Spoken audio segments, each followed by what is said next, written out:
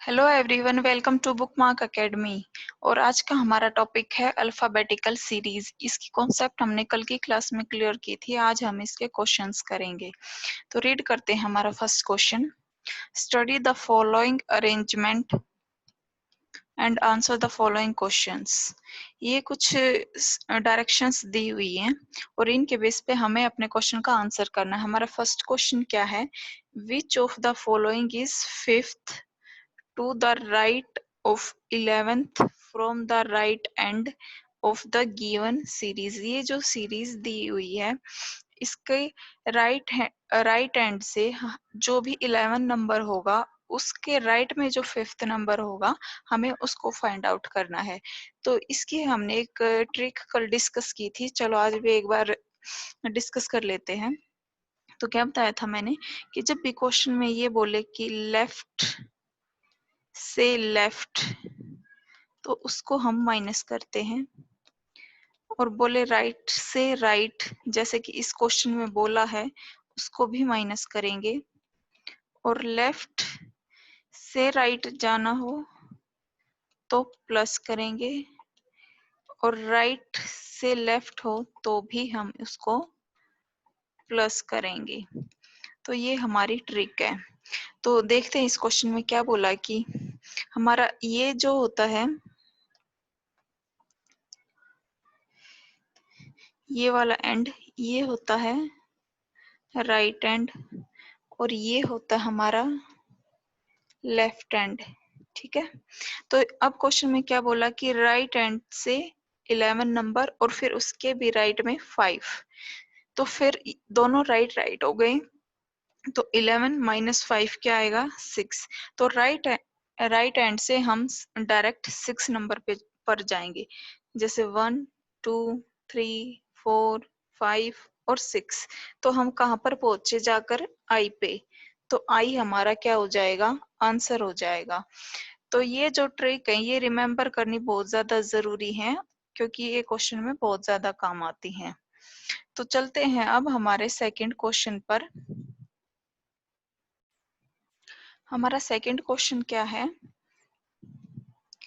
If all the symbols क्या होते हैं हमारे? ये percentage, at the rate, hashtag, dollar, ये सब हमारे क्या है? सिंबल्स हैं। If all the symbols are dropped out from the series, यानी कि सीरीज से अगर ये सारे सिंबल हम हटा दें, विच नंबर और letter will be the fifth to the left of T, यानी कि टी के लेफ्ट में पांचवा नंबर फिर हमारा कौन सा होगा? तो देखते हैं हम। टी कहाँ है? यहाँ पर है।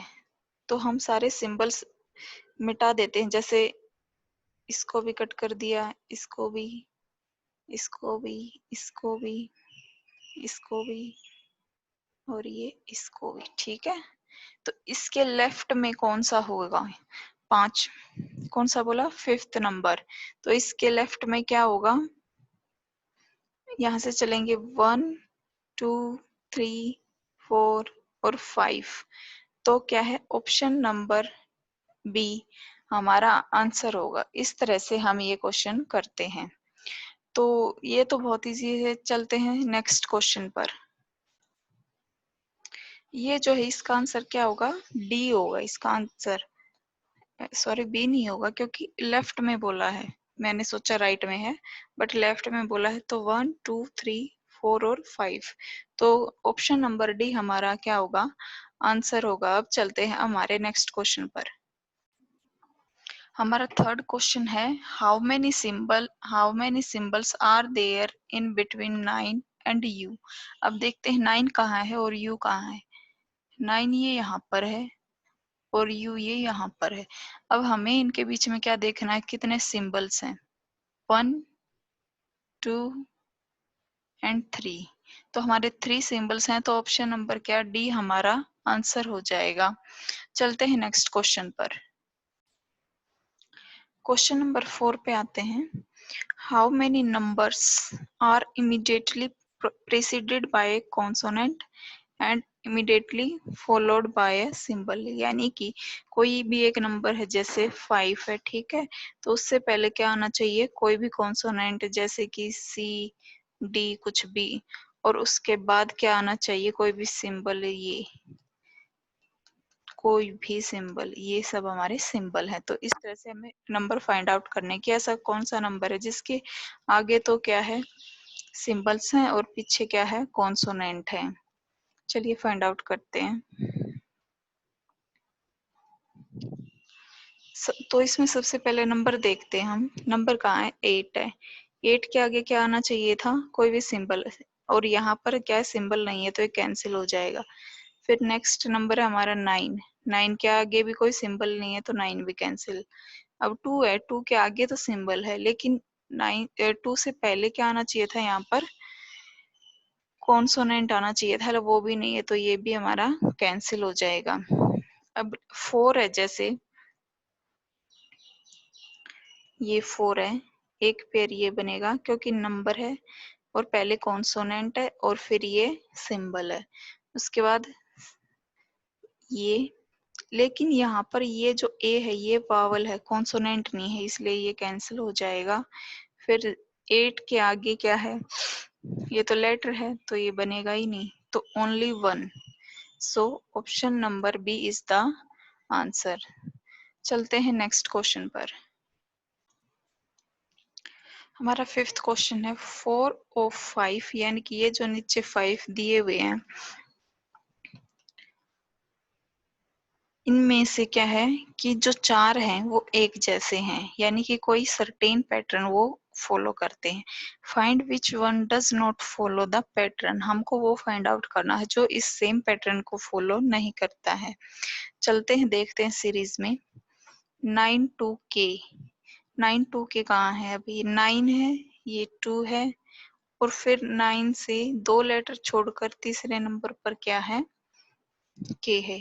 9 2 के, ठीक है। 9 पर जाने के लिए सीरीज में +1 किया गया है और 2 से के पर जाने के लिए सीरीज में 1 2 3 4 -4 किया गया है। नेक्स्ट देखते हैं हमारा @t और v। @ और t वही सेम पैटर्न, +1, और t से v पर जाने के लिए 1 2 3 4 -4 किया गया है, यानी कि ये भी ठीक है। अब है 8 z और t। अब 8 से z पे जाने के लिए क्या किया गया, +1, लेकिन z से t पर जाने के लिए 1 2 और 3, सिर्फ और सिर्फ 3 माइनस किया गया है। जब ऐसे दो क्वेश्चंस में, यानी कि दो ऑप्शंस में हमें एक जैसा लॉजिक मिल जाता है और तीसरे में नहीं मिलता है तो वही हमारा आंसर होता है, बाकी के ऑप्शन चेक करने की हमको फिर कोई खास जरूरत नहीं पड़ती। तो थैंक यू सो मच। आज के सेशन का हम यहीं पर एंड करते हैं और कल की क्लास में हम अपनी नेक्स्ट टाइप देखेंगे। सो आपको अगर मेरी वीडियो पसंद आई तो इसको लाइक कीजिए, कमेंट कीजिए, शेयर कीजिए और मेरे चैनल को सब्सक्राइब कीजिए। Thank you so much.